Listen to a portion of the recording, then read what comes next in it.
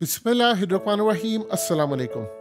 ख्वाजा आसिफ ने जब से कल से बयान दिया है, इंटरनेशनल मीडिया, भारत, हर जगह पर हेडलाइंस लगी हुई है कि पाकिस्तान डिफ़ॉल्ट हो गया, डिफ़ॉल्ट हो गया। इस खबर से पाकिस्तानियों को अभी अंदाज़ा नहीं है कि कितनी बड़ी तबाही आने वाली है। वेनेजुएला के अंदर जब डिफ़ॉल्ट हुआ था तो करेंसी इतनी डीवैल्यू हो गई थी, इतनी डीवैल्यू हो गई थी कि सड़कों पर नोट बिखरे हुए होते थे और लोग उस पर चलकर जा रहे होते थे। और इवन के कई जगहों पर लकड़ियां नहीं मिल रही थी तो लोगों ने नोटों के बंडल को रखा कि लकड़ी महंगी हो गई थी, नोट सस्ते थे, उसको जलाना शुरू कर दिया था और हाथ अपने सेकने शुरू कर दिए थे। ये हालात हो जाते हैं। ख्वाजा आसिफ ने जो बात की है, इसने असल में बड़े एजेंडे के, देखिए ख्वाजा आसिफ को जितवाने वाला कौन है? जनरल कमर जावेद बाजवा। उसने खुद इतराफ किया है कि मैं उस रात हार रहा था और मैंने बाजवा को कहा और बाजवा ने रिजल्ट बदलवा कर मुझे चेंज करवाए। यानी उसको पता था कि 2018 का इलेक्शन जो है वो बाजवा के हाथ में, आरटीएस ना बैठता तो इमरान खान को तो सीटें ज्यादा मिलनी थी, तो आरटीएस बैठ गया तो जिसने झुर्लू फेरना था, जिससे अपनी सीटें करवानी थी, उसे बाजवा को कहा, बाजवा कॉल करता रहा और वो इलेक्शन जीता।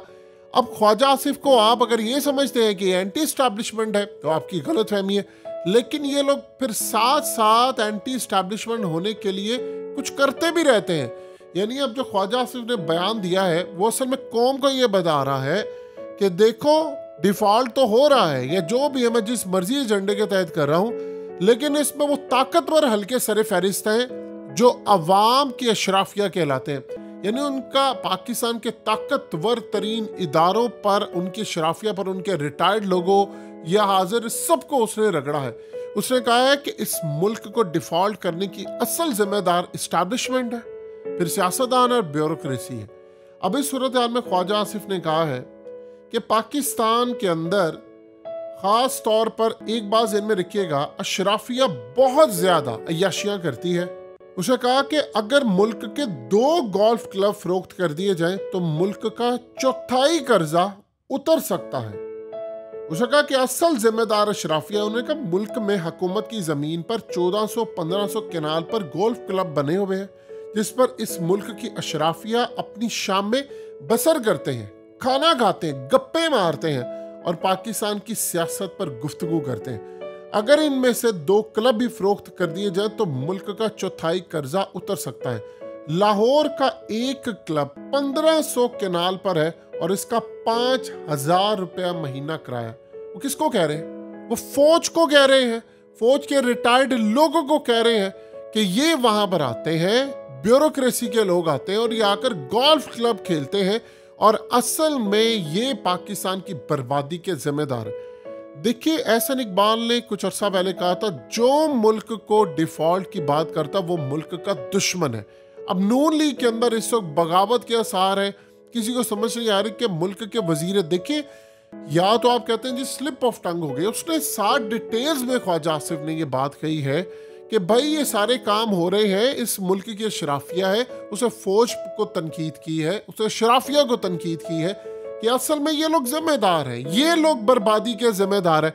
IMF के चीफ ने क्या बात की? उसने कहा, जैसे ख्वाजा आसिफ का बयान है उसने साथ बयान दिया, उसने कहा एक बात आप ज़हन में रखिएगा, हम पाकिस्तान के अंदर इनको कहते हैं ये जो सब्सिडी है ये अशराफिया को आप देते हैं, ये गरीबों को दे।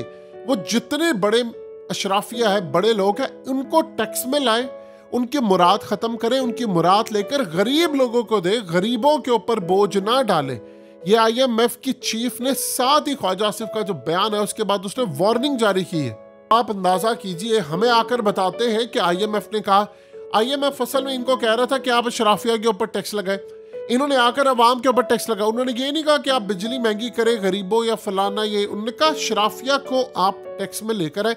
अब मिसाल के तौर पर आप अंदाजा कीजिए कि 1500 केनाल के ऊपर इन माफियाज को देखें, 1,30,000 गाड़ियां हैं, अवाम के टैक्स पर पल्ले वाले ये लोग जो हैं, ये अवाम के टैक्स, इनकी पेंशनें अवाम के टैक्स पर जाती है, इनके घर वालों के दुपट्टे, उनके कानों में पड़ने वाले झुमके या उनके जितने भी जेवर हैं, कपड़े हैं, जूतियां हैं, उनकी याशियां हैं, जो याशियां इनकी खत्म नहीं होती, इनके जहाजों के टिकट वो भी अवाम के पैसों से जाते हैं। और अब आप अंदाजा कर ले, 1500 केनाल के ऊपर आप बता दे 5000 रुपया किराया कौन सा आता है?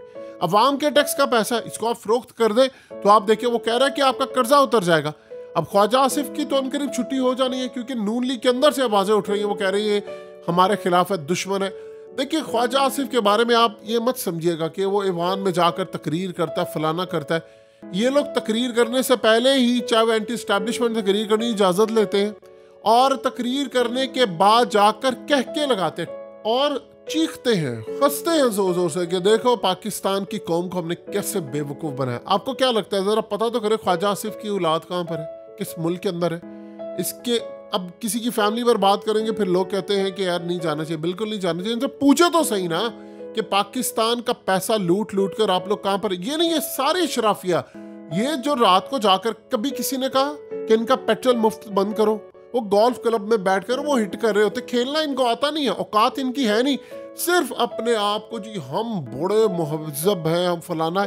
कौम का पैसा लूट लूट कर खा खा कर इन लोगों ने अवाम का जनाजा निकाल दिया। और अभी सूरत हाल क्या है, अब अगला जो प्लान इनका तैयार बैठा हुआ है कि जी जैसे ही बैंकरप्ट हो जाएंगे, देखिए अल्लाह माफ़ करे, ये बैंकरप्सी इतनी ख़तरनाक है, इतनी ख़तरनाक है कि अल्लाह पाक माफ़ करे कि अगर किसी के बैंक अकाउंट में 1 लाख रुपया पड़ा हुआ है और खुदा न खासा आप बैंकरप्ट हो जाते हैं तो शायद आपका वो 1 लाख रुपया 4-5 दिन में सिर्फ 5,000 उसकी वैल्यू रह जाए।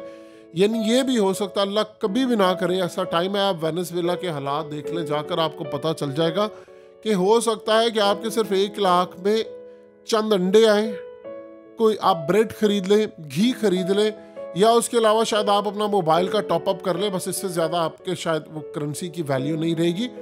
ये सारे भाग जाएंगे, इनके रनवे पर खड़े हुए हैं जहाज, ये लोग भाग जाएंगे मुल्क से, ये तैयार बैठे हुए हैं, इनको एजेंडा दिया गया था। अब जो शुएब वो फौज का रिटायर्ड जर्नैल है, वो चीख चीख कर कहता रहा है कि चीफ जस्टिस इस बात का नोटिस ले कि अमेरिकी साइफर में किसको मिशन दिया गया था मुल्क को तबाह करने का, लेकिन ना अदलिया नोटिस ले रही है, ना वो शराफिया पर हाथ डाल रही है, कुछ भी नहीं हो रहा। आपके मुल्क की सूरत हाल का आप अंदाजा लगा सकते हैं कि उसके बाद ये मुल्क लोग छोड़कर चले जाएंगे, जिनका हाथ पड़ेगा वो निकल जाएंगे। अब आप देख रहे हैं इस वक्त डॉलर का जब करेंसी खुदा न खास्ता दिवालिया होता है, ये आपको डॉलर 1,000 रुपए का चला जाएगा। आप बताइए आपका मुल्क किस तरह चल पाएगा, क्योंकि डिफॉल्ट तब होते हैं जब आप अपने कर्ज जो है वो अदा करने के काबिल नहीं रहते और आप अपनी किस्तें अदा करने के काबिल नहीं रहते।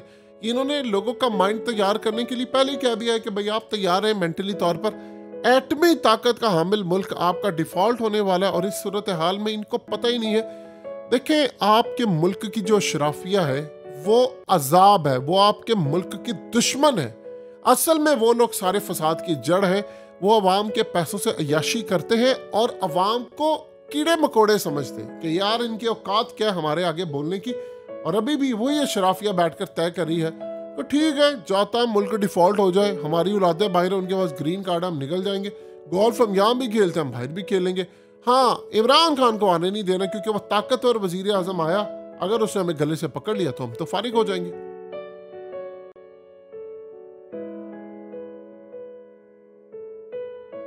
हकीकत टीवी को सब्सक्राइब करना मत भूलें, वीडियो को लाइक करें, शेयर करें और कमेंट सेक्शन में अपनी राय का इजहार ज़रूर करें।